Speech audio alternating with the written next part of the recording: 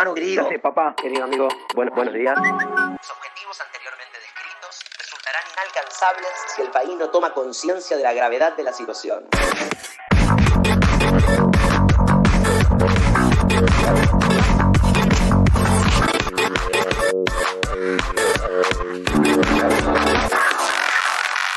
Estás escuchando Martín Rodríguez.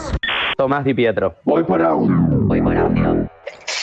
Bueno, se empieza a hablar de pactos en Argentina e inmediatamente aparece la palabra Moncloa. Es muy difícil hacer un paralelismo, una analogía con aquel momento de España. Había en aquel momento objetivos comunes, como dejar atrás la dictadura y la crisis económica. Había intereses intercambiables, es decir, que todos tenían con qué negociar. Y existía también una voluntad real de acuerdo, que estaba totalmente vinculada con consolidar la democracia y empezar un juego de alternancia, ¿no? Pero sobre todo había un lugar común al que llegar: Europa, que era brújula y destino para España, desde la muerte de Franco en el 75 y hasta que lo consiguió en el 85. Esa Europa que Argentina no tiene, ¿no? Ese es el lugar al que ir, que funciona como faro. Los pactos de la Moncloa pueden ser interpretados como un gran gesto de responsabilidad dirigencial, de generosidad, de grandeza, pero no puede obviarse que se dan en aquel momento todas las condiciones necesarias, ¿no? Porque si uno piensa que el objetivo es compartir el precio de un ajuste, eso no es incentivo suficiente. En aquella España había consenso respecto a lo que se tenía que hacer, cuáles eran los objetivos, y entonces así se pudo pactar. No se puede pactar en la incertidumbre. Los pactos de Estado no son solo espíritu dialoguista y voluntarismo.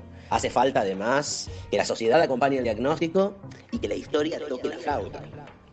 ¿Toca la flauta en la Argentina en este momento, la historia? En una conversación con mi amigo Tomás Borovinsky, el sociólogo, me decía: el problema de la Argentina es que los acuerdos los piden gobiernos débiles, ¿no? Cuando venga un gobierno fuerte y pide un acuerdo, tal vez se haga. Yo tengo esa impresión, ¿no? De que, de hecho, uno puede decir, gobierno fuerte que pidió acuerdo podría ser Menem, que más que pedir un acuerdo, llevó a cabo algo que estaba escrito en la hoja de ruta de la democracia, que era armar una constitución nueva, ¿no? Y lo hizo con votos. Casi diríamos que su reelección se la aseguró con los votos ya de la convencional constituyente, y efectivamente en el 94 la política argentina obró en consecuencia para llevar a cabo ese acuerdo, que fue carísimo, y lo pagó carísimo sobre todo Alfonsín y los radicales, porque el resultado político inmediato fue dame la reelección, ¿no? Marcos Peña en 2018, que era el gran ideólogo del gobierno de Macri, también imaginó un acuerdo y lo imaginó y lo quiso llevar adelante en 2018, cuando tenía la corrida a cambiar y estaban el gobierno muy débil. Y el gobierno actual, que está como explorando la idea de un acuerdo, por lo menos una parte, lo dicen todos en línea paralela, ¿no? Cristina dice que buscaría un acuerdo, Massa dice que buscaría un acuerdo, Alberto creo que dice lo mismo, pero está en un estado de debilidad. La oposición va a decir esto, quiere un acuerdo porque les toca la difícil, ¿no? Creo que en el campo no peronista prefieren que toda esta mala sangre se la consuma el peronismo, ¿no? Hay una idea de que siempre les toca la mala a los gobiernos no peronistas, ¿no? Que nunca les toca ni viento a favor, ni contexto internacional de cambio, como pudo ser el consenso de Washington, ni tasas chinas, ¿no? Entonces que al final a ellos siempre les toca los momentos difíciles. A Macri le tocó un contexto internacional de mucha transición. Están como, se pusieron la servilleta y dijeron, bueno, a ver cómo el peronismo arma su ajuste sin 1 a 1, ¿no? Sin una zanahoria dulce con la que hacer correr a los argentinos. En paralelo habría que preguntarse, ¿pactar quién? ¿Pactar quiénes?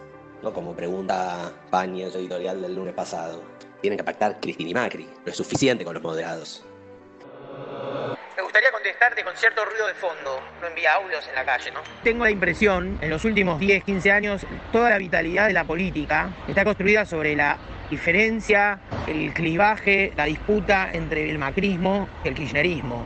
Entonces, imaginar ahora el camino de un acuerdo entre Cristina y Macri es absolutamente imposible. Resulta casi como romperle la regla a la política. Sin embargo, es cierto que lo único sostenible en el tiempo, lo único creíble, fue a que esas dos personas que ya han construido su relato, su épica y todo eso en su, digamos, disputa, sean capaces de sentarse y acordar. Sería lo único que podría de algún modo hacer saltar la perdiz de verdad en la consideración externa que tiene la política argentina.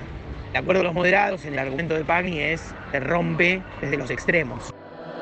La otra pregunta, Tony, es ¿qué carajo se acuerda? ¿No? ¿Qué hay que acordar?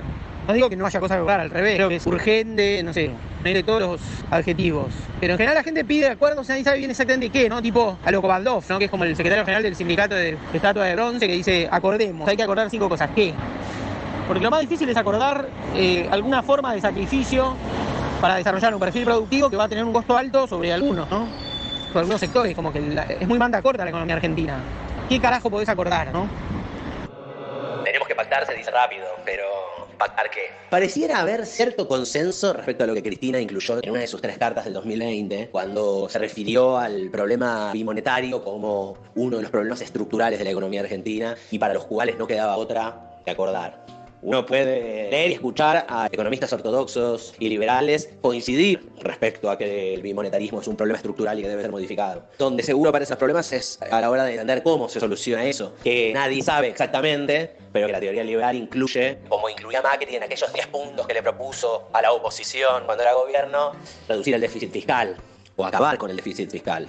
Evidentemente, ni Cristina ni el peronismo sienten que eso debe ser prioritario y, entre otras cosas, se justifican diciendo que hay muchos otros países que tienen déficit fiscal, por ejemplo España, y no tienen los problemas que tiene la economía argentina. Un lugar común es hablar de la educación argentina necesita una auténtica revolución, formar a los docentes, como dice Mayra Arena, no solamente un derecho, sino una obligación. No es tanto que se discrepe en lo que hacer, sino que nadie tiene una idea clara sobre cómo hacerlo. Y respecto al modelo productivo, ahí se suele repetir economía de conocimiento, la Argentina tiene grandes posibilidades, un país con varios unicornios, un país que le ve tecnología nuclear a países desarrollados como Holanda. Pero ¿cómo se potencia eso? Para transformarse en un país abanderado de la economía de conocimiento en un enclave como el argentino, en América del Sur. Una región que no encuentra su rol protagonista en el mundo. Una región postergada. Después está la tradición argentina del acuerdo que se sedimenta, ¿no? Y que después se reconoce, una especie de Moncloa retroactiva, ¿no? Moncloa móvil y retroactiva. Tipo, Vale lanza el plan Jefes, es insuficiente, alcanza un par y pico de personas, la vida es corta, qué sé yo, con contraprestación, 1000 cosas, pero al final queda. Después se va como puliendo y en 7 años después, para mí un poco demasiado largo, el kirchnerismo pierde las elecciones, mete la UAT, que era una idea que estaba instalada en la CTA, instalada en Elisa Carrió, que tenía ingreso paso a la niñez, era una idea que estaba, ¿no? Y así se puede pensar, y el Mercosur también, ¿no? Son como hojas de ruta que se van como escribiendo al andar. Somos más reacios a la ceremonia de acuerdo que al acuerdo en sí, que al reconocimiento de sedimentos.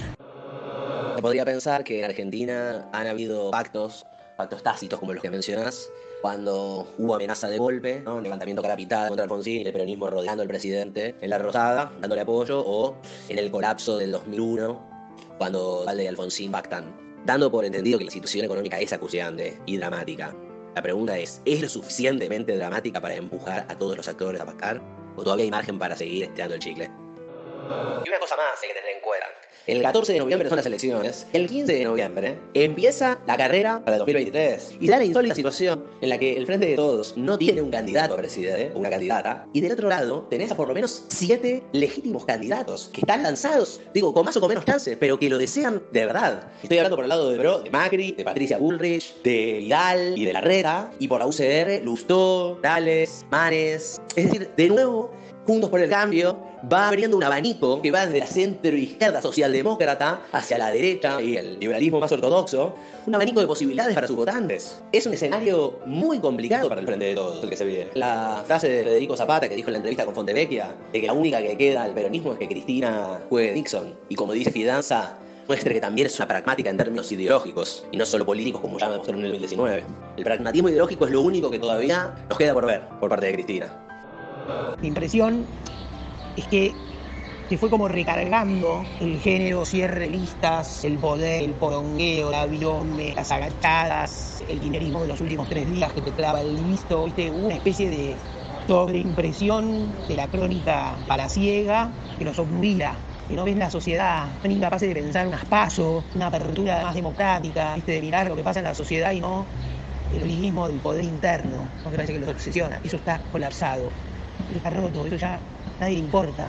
Triunfó la idea de achicar la Argentina para agrandar el kirchnerismo. Creo que es hora de volver a agrandar la Argentina. El otro problema, vos te preguntabas, el peronismo no tiene un candidato, el kirchnerismo no tiene un candidato. Yo creo que lo único que sabe hacer el gobierno es ralentizar los problemas, ¿no? Casi te diría, está usando al mango el modelo de gobernabilidad mínimo que dejó la crisis anterior, que es no estallar, guita abajo, ¿no? Es decir, que la Argentina es una paritaria del día a día. Pero yo creo que sí está paralelo o en simultáneo, es el agotamiento del modelo político del kirchnerismo. Ese modelo de gobierno al peronismo y al país desde la provincia de Buenos Aires introdujo el drama de la Argentina en los dramas narrativos del kirchnerismo. ¿Qué te pasa, Clarín? Todo eso está colapsado, no entra más nada, no hay una gota más de agua en ese pozo. En un punto hay que resetear al peronismo, abrirlo, democratizarlo, ir a las PASO, incluir otros sectores, o sea, ya está. Es como una sensación de agotamiento completo. La única valentía que tiene el peronismo es trasgredir su propia conciencia. No es la valentía de cuándo puede o no mover tal o cual cosa, que sí, se puede hacer.